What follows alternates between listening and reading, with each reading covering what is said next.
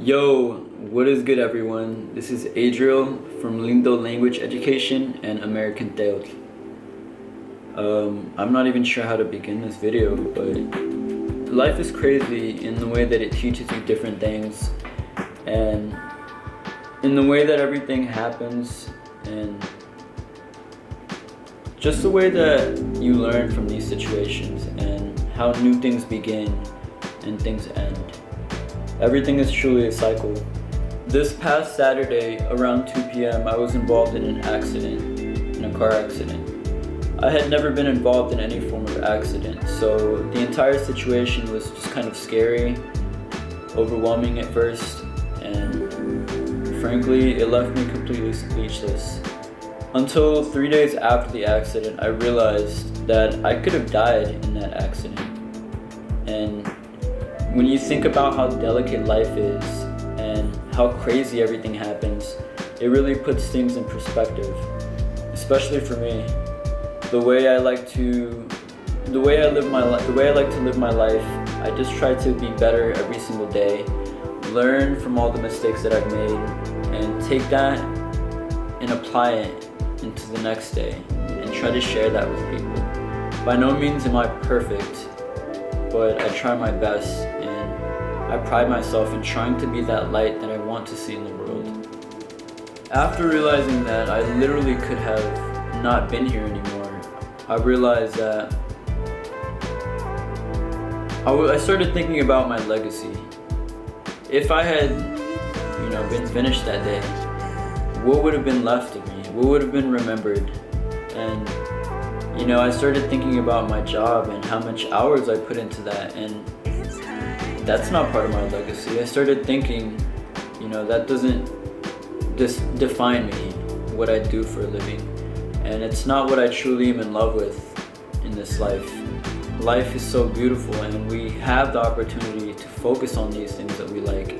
And even now with new technologies, whether it be Web3 or whether it be cameras or social media, we have the power to invest our time and attention and energy into that. So I started thinking about what would have been remembered of me. And one of the things that stuck out most to me was this page, the art that I do, the history, and the work that I'm doing in regards to Prehispanic cultura. And I started thinking like that would have been part of my legacy, but at the same time, I don't feel like it would have been enough. I feel that sometimes we get too much in our heads, and after revelating moments like these, to me that happened this past Saturday, it really puts things in perspective. And frankly, I'm just happy to be alive and grateful to be given another opportunity to redirect my energy and attention into things that I truly love, things that I truly am passionate about, and things that I would truly love to spend my time, my remaining time, into. As I said, we get too much in our heads about different things, and this simple YouTube channel is one of those things. Wanting to make everything perfect before it's on there. When in reality, you should just be documenting, the process, and especially something like Maya Hieroglyph, Prehispanic wisdom, Prehispanic perspective, and these simple principles that, guided the ancients and our ancestors. I realize now how important it is to invest yourself, your time, and your energy into the things that you love, and especially something like this, where there's such a worldwide audience that is interested in the art, the calligraphy, the sciences of the American ancestors. I realize now that I've been given another opportunity to share these things with you guys. This is more than myself. This is above me. I am simply a medium and a tool to be used by the wisdom to be shared with the world. And I truly believe that. With all this being said, I'm profoundly grateful to be here, to be sitting in front of this camera speaking this, to be breathing, to be walking. I'm so grateful for my family. I'm grateful for all the people, that truly care about you, that you laugh with, that you enjoy, that you learn from, people that treat you horrible, You know, I'm grateful for everything, and it's crazy. But with all this being said, I present to you guys a new video for Lindo Language Education. I will simply be talking about my progress since I began writing Maya Hieroglyph, Maya script, up until now, and the journey that it's taken me thus far. And I say thus far because the journey truly is never ending, but we are just, you know, in the process of getting better and progressing. So thank you so much. I hope that these simple, brief words can plant a seed in your head and really put things in perspective. Selfishly, I'm posting this for myself to remember this event in my life and to move on from it. I will not dwell. I do not want sympathy, and definitely not negativity. But, you know, life will unfold as it needs to. I'm so profoundly grateful to be here, and enjoy the video. Thank you. Alright y'all, so here we have page 3 of my Teoamoxtli, my book of creation, where I document my progress, just, you know, understanding the script, writing it, writing example words, writing example phrases, and also applying other languages into this unique hieroglyphic system. So I have to start off by saying I'm very proud of this. You know, you have to start off kind of not knowing what you're doing to get better for whatever you're doing. Alright? So I have to say that one of my biggest mistakes when starting to write in Maya hieroglyph is that I was too focused on drawing each specific hieroglyph, including the details inside it. So if you know about Maya hieroglyph, you would understand that there are essentially different shapes that are used for each glyph. You know, you have, you know, the oval type shapes, you have face type shapes, you have straight up circles, and then you have other unique forms that would be like S's, you know, unique shapes, and something like that. Just different things. So definitely that was one of my biggest problems, trying to draw Maya hieroglyph. We need to remember Maya hieroglyph is representative of syllables, therefore being representative of words, phrases, sentences, conversations, information, and even complex concepts. Alright? So we can take a look at this page, and we'll even look at this one. It looks nice. I love it. And I love my progress. And I love looking back at these pages because, you know, you just remember parts of your journey. And, you know, the longer you do anything, you get better. So this is one example, spelling the name of a very, very wise teacher from the past, Nezahualcóyotl. And this is actually misspelled because I did not include the L syllable at the end, or the L sound. It says Nezahualcóyotl instead of Nezahualcóyotl. But, you know, looking back at this, you know, you just remember about how much less you knew back then. And that's the fun in documenting this journey. So here we go. You can see I was definitely focused on writing each detail from each glyph, and it looks pretty good. But there's a more efficient way to write in Maya. Let's look at another example. Xocoyotzin. This is the last name of Moctezuma of the Mexica culture. Moctezuma. And you can see that when you try to draw it, it kind of almost doesn't even flow. It just looks like a beautiful drawing. And remember what I said, Maya hieroglyphs are representative of ideas, of words, of syllables. So it just kind of doesn't flow, and definitely would be very time consuming if you spend your time trying to draw each little detail, each unique detail of every syllable. Alright?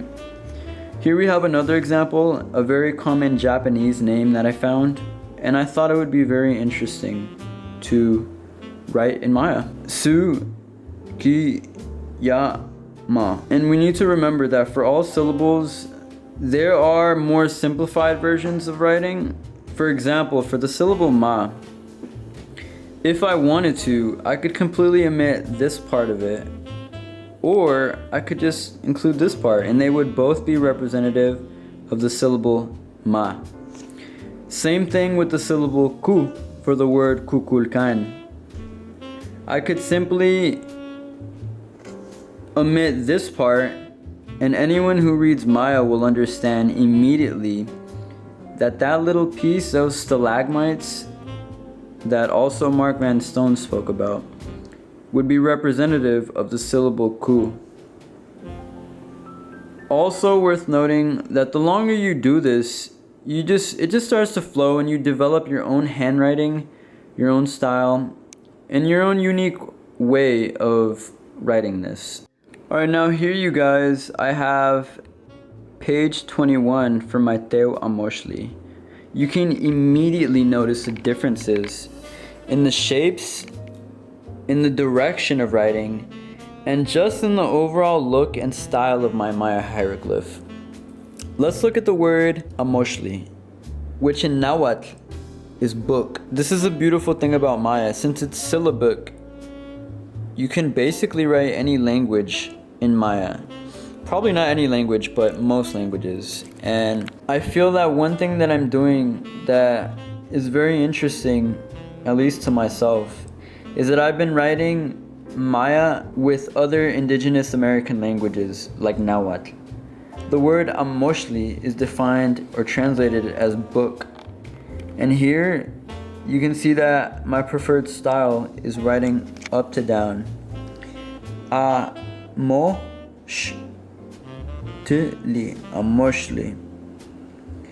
And you can see that I started it off writing the basic exterior part. So for example, I started in this direction. Circle, basic shape, T and Li. And you can see there's just more style to it, more flow, and it's a more efficient way of writing, opposed to drawing every single detail of the glyph. Comment below if you can see a difference in my Maya hieroglyph from page 3 of my Teoamoxtli and page 21. This page specifically was started January 2022.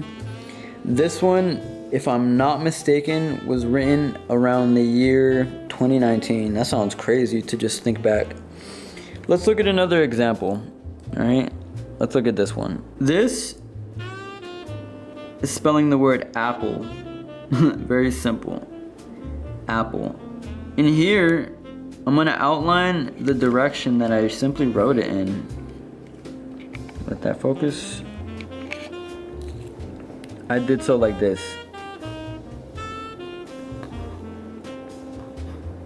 Then after that, you go in and you draw the remaining details that will determine what syllable is. So I had drawn the line. This is when most people use a finer pen, finer brush strokes to determine the syllable that is being used.